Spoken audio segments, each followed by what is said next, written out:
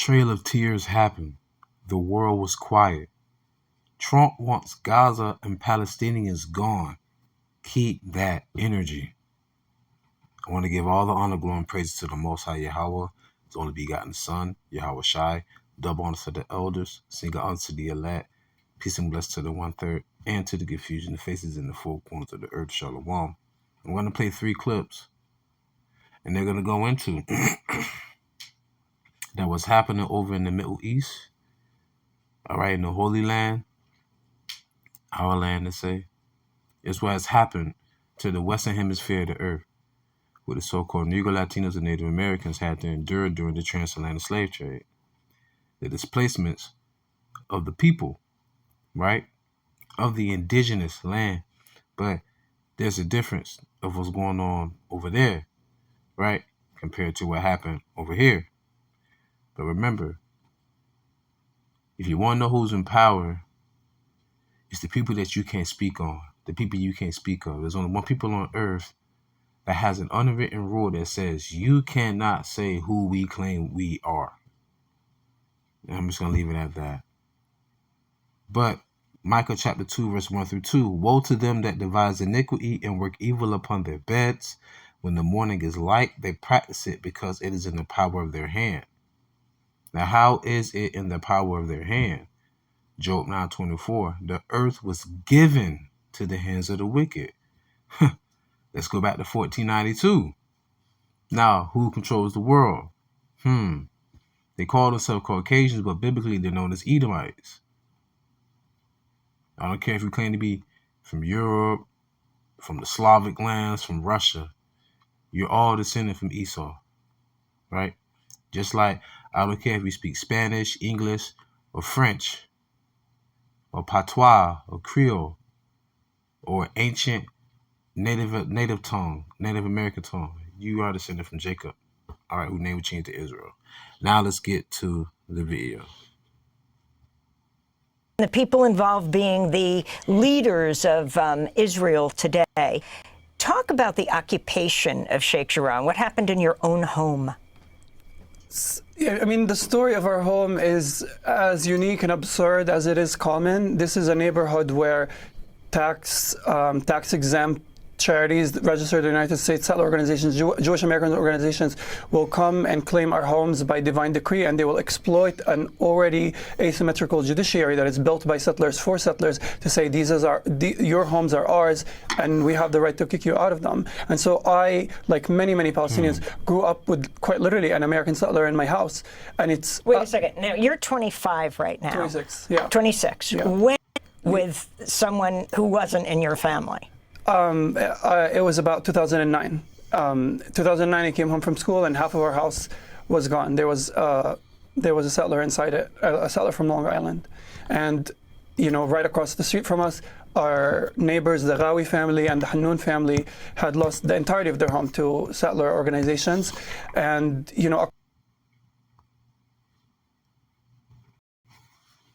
Now, if you was watching the screen, ladies and gentlemen, I posted Micah 2, verse 2. And they covet fields and take them by violence, and houses, and take them away. So they oppress a man and his house, even a man and his heritage. Now, this man said he came home from school and found settlers in his home.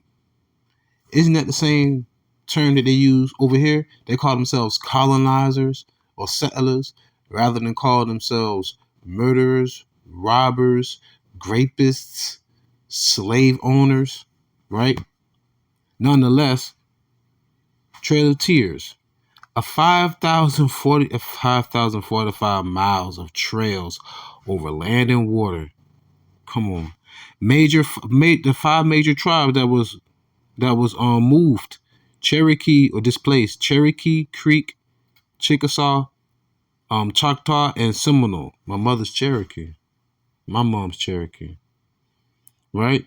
The 9 states they had to traverse: Alabama, Arkansas, Georgia, Illinois, Kentucky, Missouri, North Carolina, Oklahoma, and Tennessee. Supported by U.S. President, Andrew Jackson. Congress passed the Indian Removal Act of 1830. These people walk this earth like they are not the devil incarnated. They did this to the entire Western Hemisphere of a planet, y'all. And the world turned a blind eye. Now that the same nations that made their bed with the serpent and laid in it, now they all want to come together and talk. I don't want to hear that. Like the Lord said, we was a nation not desired. Nobody desired to help us. All you nations had your hand in us being in captivity. But lo and behold, this is what you get when you also lay down with the serpent. This is Habakkuk chapter 2, verse 5. Yea, also because he transgresseth by wine. His wine is his foreign policy. Okay? His philosophy. Their laws. He is a proud man, neither keepeth at home. Very true. Very true. America has over 100-something military bases globally. Globally. If I'm not mistaken, I think only Russia have like 5 outside of their entire country. Wow. I think China maybe have 1 or 2. Neither keepeth at home, who enlargeth his desire is hell. Everywhere this man goes, Esau, so-called white man goes, he leaves hell.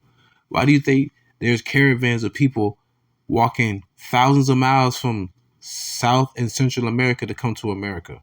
Because of all of those coups America did in the 50s and 60s and 70s that they don't talk about, destroyed their societies, their cultures, their lands. Then they put up democratically elected leaders to rule over those lands just to keep an eye on the people.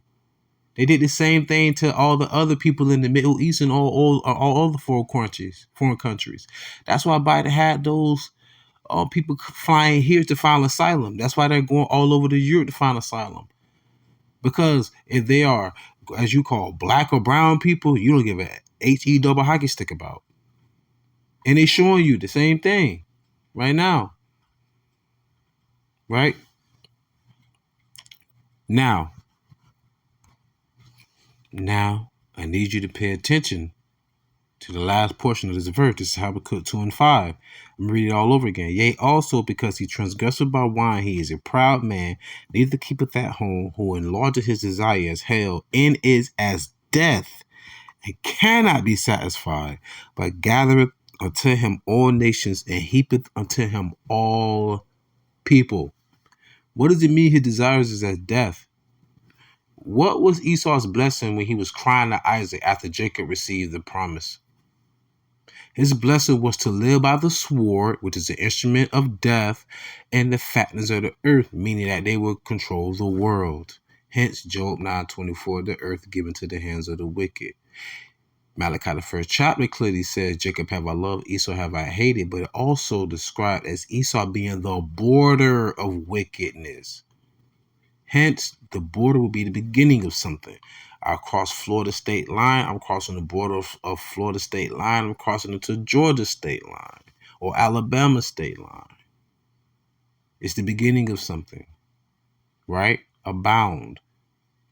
You broke the bounds of wickedness. It tells you that in 1 Maccabees with Antiochus Epiphanes. It said he was the root of wickedness. Anyhow, it says that you are as death where you go. Gazans find more bodies in rubble as death toll nears 48,250. Nearly 111,700 injured in Israeli onslaught on Gaza since October 2023. It's 2025 right now, y'all. 2025 right now, y'all. And check this out. I did a little research myself. October 2023. One U.S. population, y'all, check this out, with approximately 48,000 people in it, is Saginaw, Michigan. Saginaw, Michigan. So technically, as of right now, the entire population of Saginaw, Michigan, Saginaw, Michigan, has been killed. That entire city is gone. Based upon a war with people who just they don't they don't have a military like that. Who they have rebels and Hamas, right? Religious fighters, religious leaders, so to say. So when you think about that, That goes back to Habakkuk, right? Same thing that happened to the Native Americans and the so-called Negroes and Spanish-speaking brothers and sisters. You're enduring, you're going through the same thing. But nonetheless, we understand why this is happening. Joel chapter 3, verse 1 through 2. For behold, in those days and in that time, where I shall bring again the captivity of Judah and Jerusalem, I will also gather all nations and will bring them down to the valley of Jehoshaphat, and will plead with them there for my people and for my heritage Israel, whom they have scattered among the nations and parted my land. You scatter us among the nations, transatlantic slave trade, and you parted the Lord's land. Hence the Balfour Declaration. Man, this goes deep. The Balfour Declaration of 1917, a landmark effort to secure a Jewish state. This is a letter from Lord, matter of fact, I'm sorry, not Lord. Let me read this correctly. The declaration came in a letter from British Foreign Secretary. Nope, that's not what I wanted. That's not what I wanted. Not what I wanted. Pardon. The declaration came in a letter that British Foreign Secretary Arthur James Balfour sent to Lord Rothschild, Lionel Walter Rothschild, the honorary president of the Zionist Federation of Great Britain and Ireland at the time, on 2nd November 1917. Now, it says, the letter to be conveyed to the British Zionist Federation stated that the British government, quote, views with favor the establishment in Palestine of a national home for the Jewish people and will use their best endeavors to facilitate the achievement of this object. And they said that they were going to divide the land and they were not going to encroach on the land of the Palestinians. And over the decades, they have just constantly been encroaching, and taking more and more and more of their land. Okay? So to say, their land. I'm going to leave it at that. For you, Diana Boutou, well-known Palestinian attorney, when asked about this, I mean, hours after President Trump made this announcement, talking about the demolition site that is Gaza, she said she agreed it's a demolition site. And about moving Palestinians, she said, well, the first point would be moving them back to their homes. Can you give us the history that even you really had no sense of until you began to really study what was going on outside your Jewish education? Sure. I was raised in a family where Israel was central and where we thought about Israel in terms of what it meant for Jewish safety, a state for Jews where Jews could be safe after the Holocaust. And that was a source of great psychological security, especially for my grandmother, for older people in my generation who themselves had experienced a lot of trauma in their lives. I'm embarrassed to say it was really not until my 30s when I went to spend time with Palestinians in the West Bank that I began to really face what Israel and Zionism had meant for Palestinians. And you're exactly right. Every American media discussion of Gaza should start with the fact that people in Gaza, most of them are not from Gaza. They are people who are from families that were forcibly expelled from what is now Israel. Many of them can see the lands from which their parents and grandparents were expelled from Gaza. They can see these fertile, relatively uncrowded territories while they live crowded into a ghetto half the size of New York City. That the UN called unlivable for human beings before October 7th. And so, yes.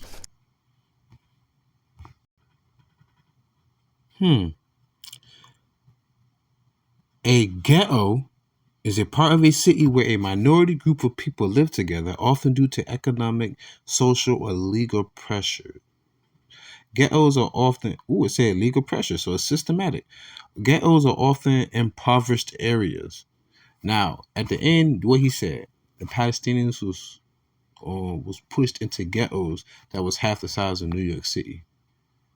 Understand where the word comes from first, where it originates from. The word ghetto comes from the Italian word ghetto, which means foundry.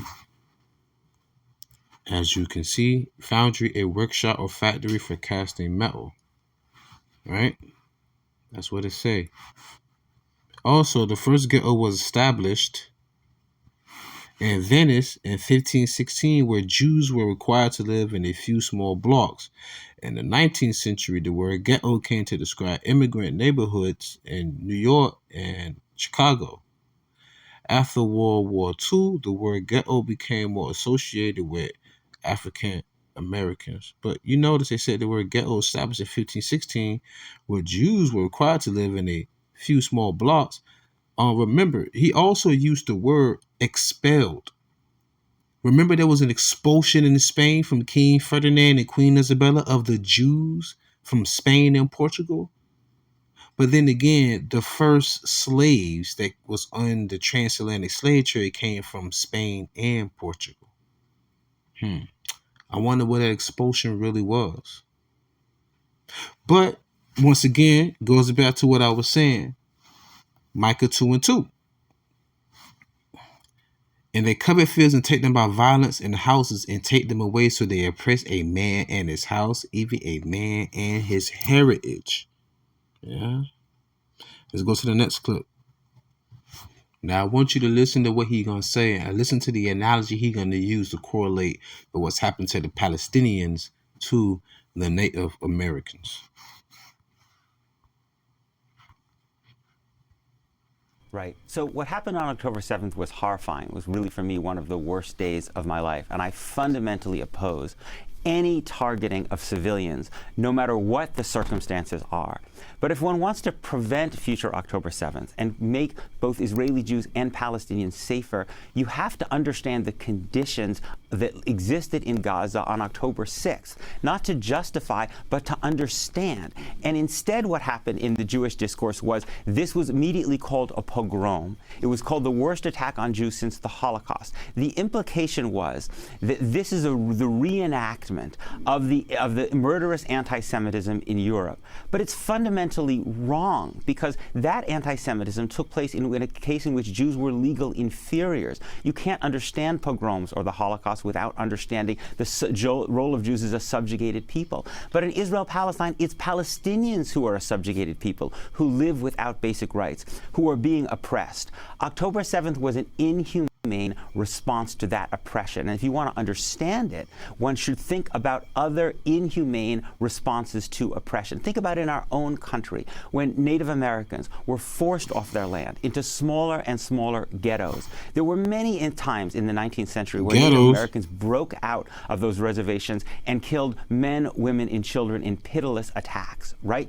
But you had to understand the context of what was happening to them to understand that violence. Instead, what we see, and this is exactly what happened with Native Americans, is they're simply described as barbarians.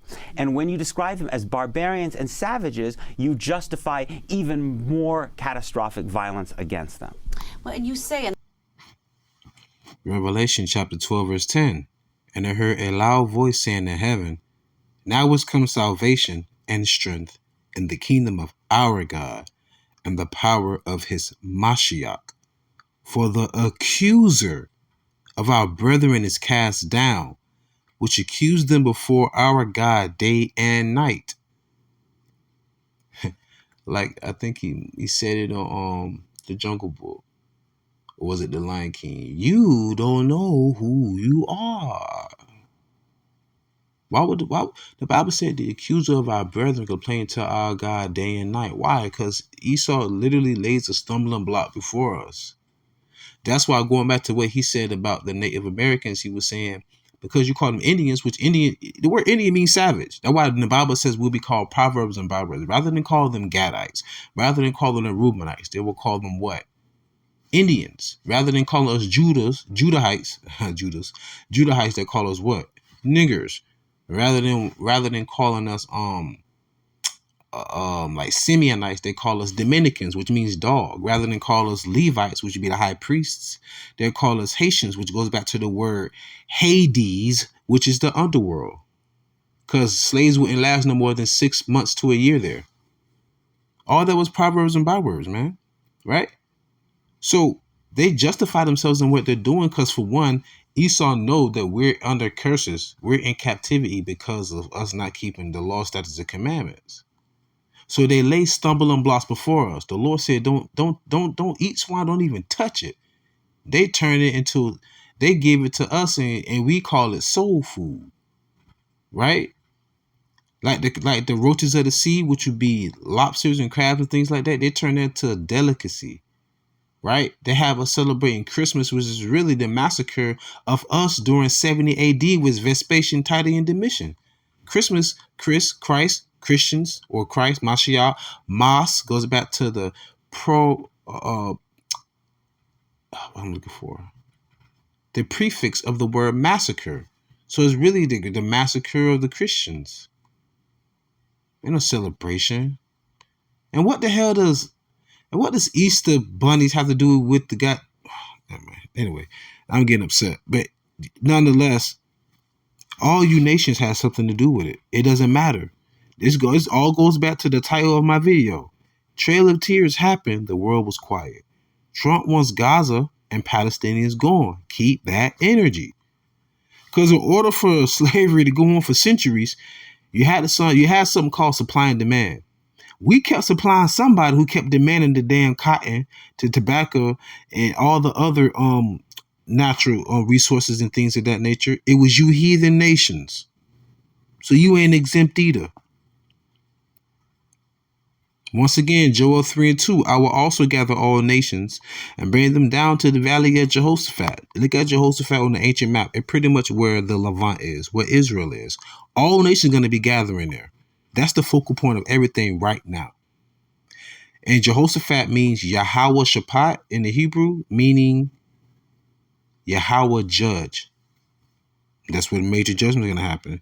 And will plead with them there for my people and for my heritage, whom they have scattered among the nations and parted my land. So y'all over there right now, the Lord said that you scatter us and you parted the land. So technically, you over there can't be his people. I'm going to leave it at that. Say what you want.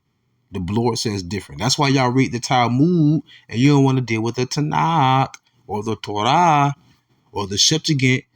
All right, the New Testament, yeah. That's that light. You turn that light on, boy, the roaches be running, man, when that light hit them. Anyways, 1 Maccabees chapter 2, verse 10. This is from the Apocrypha. What nation have not had a part in her kingdom and got enough of spoils? All y'all had your hands in us going into captivity. All y'all. All you nations. Not just all you nations. Zechariah chapter 2, verse 8 and 9. For thus saith the Lord of hosts, after the glory hath he sent me unto the nations, which spoiled you, means robbed you. For he that toucheth you toucheth the apple of his eye. For, behold, I will shake my hand upon them, and they shall be a spoil to their servants. And ye shall know that the Lord of hosts hath sent me. So the Lord said, you nations, man, y'all robbed us. And he said, he that touched you touches the apple of mine eye. So now y'all want to cry and bitter and cry and be babying and crying. No, we don't care about that. Like I said, the Trail of Tears happened. Y'all was quiet. And all y'all was in on it. So as you touch the Lord's apple of his eye, which is us, Psalm 17 and 8. And I'm going to keep reading to 14. Keep me as the apple of the eye. Hide me under the shadow of thy wings. From the wicked that oppress me, from the deadly enemies who compass me about. They are enclosed in their own fat. With their mouth they speak proudly. Proud to be an American, right? They have now compassed us in our steps.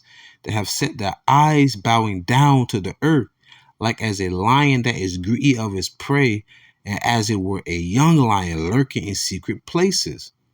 Arise, O Lord, disappoint him, cast him down, deliver my soul from the wicked, which is thy sword. The Lord has a people on this earth that he's using as his weapon to wage war. Y'all don't understand. Exodus 15 and 3 says it. The Lord is a man of war. So you modern day Christians, your doctrine has a hole in it. You can't be all love and war. Doesn't the Bible say there's a time for peace, there's a time for war? Ain't no love in war. Sometimes you got to go to war to have peace, but a lot of crying and agony and tribulation, that's not a good thing, right? Nonetheless, Esau, you the Lord swore his hand. Verse 14, Psalm 17 and 14. From men which are thy hand, O Lord, from men of the world which have their portion in this life. So not in the kingdom in this life, whose belly thou fillest with thy head treasure. They are full of children and leave the rest of their substance to their babes. Wow, I wonder who that could be. Damn sure ain't we. Damn sure ain't me. Come on, man. You touch the apple of the Lord's eye. We tell the Lord to keep us at the apple of his eye from the wicked, who now want to kick y'all out the land. Nah, man. Keep that energy. Keep that energy. Why? Sirach, or Ecclesiasticus in the Apocrypha, chapter 12, verse 13 to 14. Who would pity a charmer that is bitten with a serpent, or any such as come nigh wild beasts? So one that goeth to a sinner and is defiled with him in his sins, who will pity?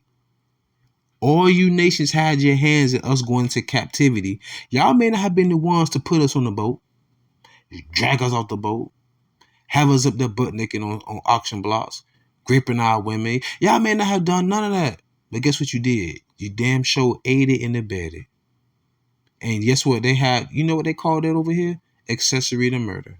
Accessory to a crime. And 9 times out of 10, you get the same punishment.